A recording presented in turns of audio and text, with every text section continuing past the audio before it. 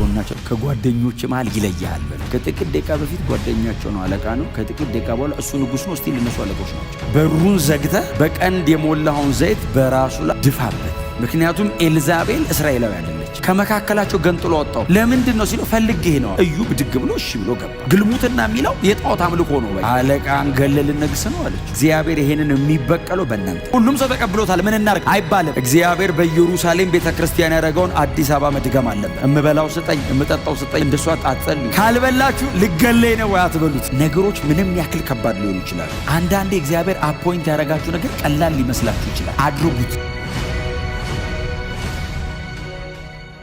ሁለተኛ ነገሥት ምዕራፍ 9 ላይ ከቁጥር 1 ጀምሮ ነቢዩ ኤልሳ ከነቢያት ማህበር አንዱን ጠርቶ እንዲህ አለ፣ ወገብህን ታጥቀ ይህን የዘይት ማሰሮ በመያዝ በሬማት ወደምትገኘው ገለአድ ሂድ። በዚያም ስትደርስ የናሚሴን የልጅ ልጅ የኢዮሳፍጥን ልጅ እዩን ፈልገው። ወደ እርሱም ቀርበ ከጓደኞቹ ለብቻው ከነጠልከው በኋላ ወደ እልፍኝ አስገባው። ከዚያም ማሰሮውን ይዘ ዘይቱን በራሱ ላይ አፍስስና እግዚአብሔር እንዲህ ይላል፣ እነሆ እኔ በእስራኤል ላይ እንድትነግስ ቀባሁ ብለ አውጅ። ከዚያም በሩን ከፍተ ሩጥ ፈጽሞ አትዘጊ። የአገልግሎቱ ማብቂያ ነው አይደል? ይሄ ሰሞን እና ከኤልያስ የተቀበለውን አገልግሎት ጨርሶ ሊሄድ ነው። እግዚአብሔር እዩ ይቀባል ያለው በኤልሳ እጅ አልነበረም። ትዝ ይላችኋል። የአንደኛ ነገሥት ምዕራፍ 19 ላይ በኤልያስ እጅ ነበር። በምትክ ኤልሳን ከዛ አዛሄልን በሶሪያ ላይ እዩን በሰማሪያ ላይ ተቀባል ያለው ለኤልያስ። ኤልያስን እግዚአብሔር ስላጣደፈው ኤልሳን ብቻ ቀብቶ እዩና አዛሄልን ኤልሳ እንዲቀባ እግዚአብሔር ኤልያስን በጣም አጣደ እና በዛ ምክንያት ነው ኤልሳ አገልግሎ ልክ ጊዜው ሲደርስ ከነቢያት ማህበር መካከል አንዱን ጠራውና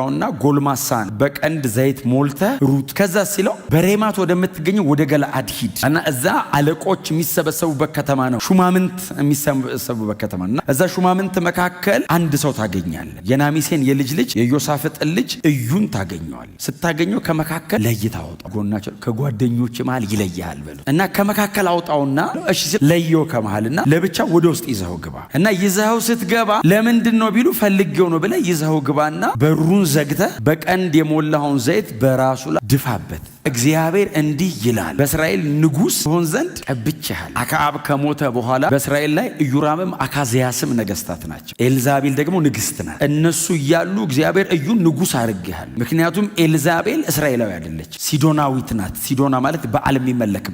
ስለዚህ እሷ እያለች እግዚአብሔር ንጉሥ ቀባ።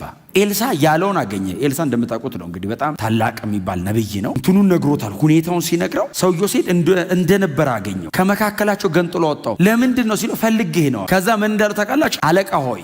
አለቆች ናቸው። ኖርማል ሰው አይደለም። የጦር ጀነራል ነው ባይዘው እዩ። አለቃ ሆይ አቤት አለው። ካንተ ጋር ጉዳይ አለኝ። የተቀሩት አለቆች ምንድን ነው ሲሉት ፈልጌው ነው። ወደ ውስጥ እንግባ ሲል እዩ ብድግ ብሎ እሺ ብሎ ገባ። ቅባቱን ሲልክ የእዩን ልብ አዘጋጅቶታል። ሲስተሙ ልክ እንዳልሆነ ገብቶታል። እዩ ምንም ማድረግ ስለማይችል ነው ቁጭ ያለው። ስለዚህ እግዚአብሔር ይሄንን ሰው ኢምፓወር ነው ያደረገው። ኦልሬዲ ውስጡ አለ። ይሄንን አይነት የመናፍስት አሰራር በእስራኤል ላይ ተቀምጦ አንድ ቀን ይገለበጣል ይላል ቁጭ ብሎ። ግን በምን ኃይል ይገልብጠው? ኤልዛቤል ዲመኒክ ናት ባይዘው። ቀላል እንዳትመስላችሁ። ኤልያስን የሚያክል ታላቅ ነብይ ብቻዬን ቀረው አስብላ ክትክታ ዛፍ ስር ያስተኛች። ኤልያስን የሚያክል እሳት ከሰማይ ፊዚካሊ ሰው በአይን የሚያዩን እሳት የሚያወርድ ሰው አቅም አሳጥተዋለች። ያን ያክል እስራኤልን ረግጦ ነው የያዘው ኤልዛቤል ላይ ያለው አሰራር። ስለከበደ በኤልሳ ዘመን መንቀሳቀስ አልቻለችም። በኤልያስ ዘመን ፈለገ ሆናለች። ኤልሳ ግን እጥፍ ነበር አይደል ላዩ ላይ የነበረው ነገር። ስለዚህ ኤልዛቤል አንድም ቦታ ኤልሳን ለመቃወምም ሬዚስት ለማድረግም ስትመጣ ተገኘት አትችለውም። እዩ ደግሞ መቅበር አለበት። ምክንያቱም የሆነ ቀን ሾልኮ መውጣቱ ስለማይቀር እድል ስለሆነ የሚፈልገው እግዚአብሔር ነገሩን መግደል ፈለገ። ስለዚህ እዩን አስተካከለው። እዩ ጋር ደረሰ። እዩ ወደ ውስጥ ገባ። በርስቱ ላይ አለቃ ትሆናለህ፣ በእስራኤል ንጉሥ ነህ ብሎ ጭንቅላቱ ላይ ደፍቶ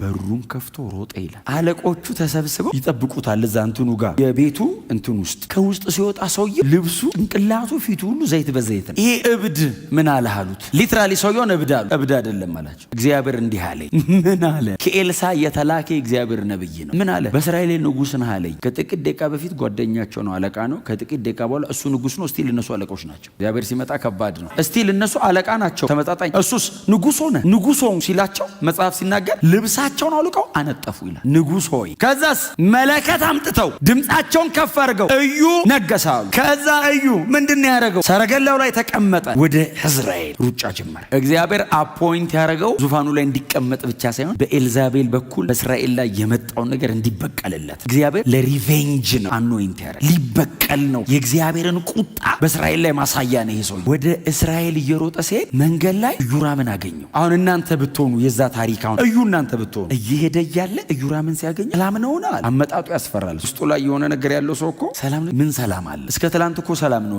ዛሬ ምሳ ሰዓት ላይ የሆነ ነገር አግኝተታ ምን ሰላም አለ? ያንተና የእናትህ አለው አይደል? ያው የኤልዛቤል ልጅ ያንተና የእናትህ ግልሙትና የሚለው ቃል ባይዘዌ በኃጢአት መውደቅ ምናምን አይደለም ትርጉሙ። እስራኤልን ከእግዚአብሔር ወደ በዓል ወሰዳችሁት። ግልሙትና የሚለው የጣዖት አምልኮ ነው። ኤልዛቤል አንድ ባል ነው ያላት፣ ግን ህዝበ እስራኤልን ከእግዚአብሔር ወደ ጣዖት አምልኮ ያንተና የእናትህ ግልሙትና እያለ ምን ሰላም አለ አለው ይልና ከዛ ፍላጻ አይደል ተደደበት ይል የላከው ፍላጻ ይላል በጀርባው ገብቶ በእንትኑ ገብቶ ሲጽፈው እንትን ነው ለሙቪ ራሱ መጽሐፍ ቅዱስ ባይሆን እኮ በእውነት ከባድ እኮ እሱ ይላል በእርሻ ውስጥ ወደቀ። እየሄደ እያለ የሌላኛው ነው እሱንም እንደዛ ልክ ወደ እስራኤል ሲጠጋ የኤልዛቤል ቅጥር ላይ የሚቆሙ ጉበኞች አዩትን። አንድ ሰው እየጋለበ እየመጣ ነው። ማንን ይመስላል ሲሉ የናሚሴ ልጅ እዩን ይመስላል። አነዳው እንደ እብድ ነው የሚነዳው ይላል ሰውየው። እዩ ሳይሆን አይቀር ደረሰ። ቅጥር ላይ ያለውን ሰውዬም ጠየቀ። ሰላም ነውን ሲለው የምትተባበረኝ ከሆነ ሰረገላ ላይ ወጥ ቤተ መንግስት ሲገባ ኤልዛቤል በመስኮቱ ላይ በቀላ ምን እንዳለችው ታውቃላችሁ? አለቃውን የገደለ ዘምሪ ሆይ አለች። በጣም ከባድ ቀን እኮ ነው። ዘምሪ አለቃውን ገሎ ነው የነገሰው። አለቃን ገለ ልነግስ ነው አለች። ኢዮራምን ገለ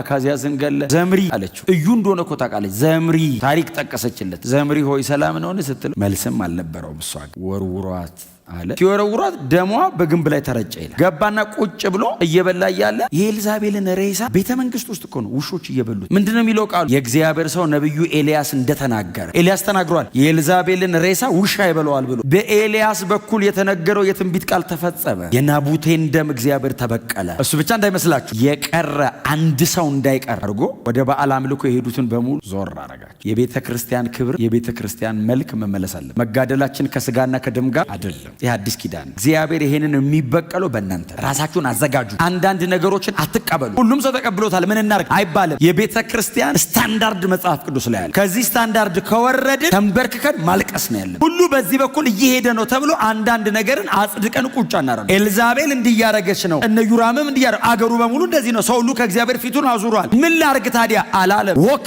አረገ ከእግዚአብሔር ጋር። የማምለኪያ ኮረብቶችን፣ አጸዶችን፣ መሰዊያዎችን አስወገደ። የእግዚአብሔር ቤት ከፈተ። አምልኮ በእግዚአብሔር ቤት ተጀመረ። ክብር ለኢየሱስ ይሁን። መመለስ አለበት። ሌላ ሰው አጠብቁ። እኔና እናንተ ባለንበት በዚህ ዘመን እግዚአብሔር በኢየሩሳሌም ቤተክርስቲያን ያደረገውን አዲስ አበባ መድገም አለበት። ምን እናርግ? መንበርከክ እንጀምር። ምን እናርግ? ወደ ቅዱስ ቃሉ እንምጣ። ምን እናርግ? መንፈስ ቅዱስ በእኛ ህይወት አልፎ እንዲሰራ ራሳችንን እናቅርብ። ተራ በህይወቴ በሉት። ምድሬን አሳልፈ ስጠኝ፣ እምበላው ስጠኝ፣ እምጠጣው ስጠኝ። እንደሷ አትጸልዩ። እሱን የማይጸልዩም ይበላሉ ይጠጣሉ። እንኳን እናንተ አፍተሮል ካልበላችሁ እንዳትበሉ ፈልጓል ማለት ነው። አሜን የሚል ጠፋ። ካልበላችሁ ልገለይ ነው አትበሉት። በዚህ ውስጥ ምን ልታስተምረኝ ነው የሚባል። የኔ አምላክ እኮ ነው ዓለምን እኮ የሚያኖረው። እጅን ትከፍታለህ የሚል ቃል አንብባችኋል መዝሙር ላይ። እጅን ትከፍታለህ ህይወት ላለው ሁሉ ከመልካም ነገር ታጠግባለህ የተባለው እኮ የኛ አምላክ እጁን ከፍቶ እጽዋትም እንስሳትም ሰው ሁሉም ባህር ውስጥ መሬት ላይ ያለው በሙሉ የሚበላው ከሱ እጅ ከአስራበ የሆነ ነገር እያስተማረ ስለ ኔሽን ስለ ትውልዱ ግድ ይበለን። በእውነት ተንበርክኮ ማማጥ አልቀስ ኡኡ ማለት የሚችል ትውልድ። ከመጸለይ ግን መድከም የለብንም። ከመንበርከክ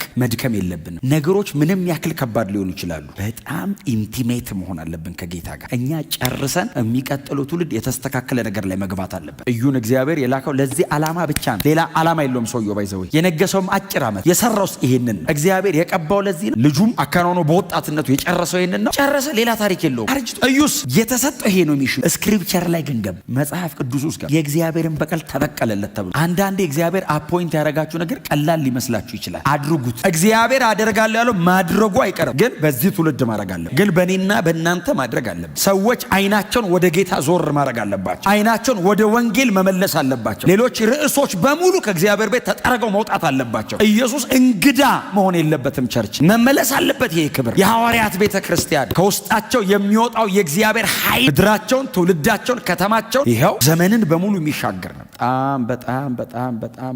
በጣም ይክበድ በልባችሁ። በጣም የያዛችሁ ዛሬ አይልቀቃችሁ። ቤት ገብታችሁ እንቅልፍ ይከልክላችሁ። በእውነት ቤተ ክርስቲያን በዚህ አይነት መንገድ፣ ትውልዳችን በዚህ አይነት መንገድ፣ ምድራችን እንደዚህ ሆና በፍጹም መተኛት የለብን። የምታገለግሉት አገልግሎት ላይ መንደሩ ላይ ግጠሙት። መንፈስ ቅዱስ የኃይል ምንጭ ይሄዳል። ታዩታላችሁ ሲሰራ። እኔ ስሰራ ነው የማልችለው። እሱ በእኔ ከሰራ ፍጥረትን እያናገረ ይሰራ። ሰው ብቻ እንዳይመስል ግዑዝ ነገር እያዘዘ ይሰራ። ይኸው መጽሐፉ ላይ እንደሱ ነው ያነበብን። ክብር ለኢየሱስ ይሁን።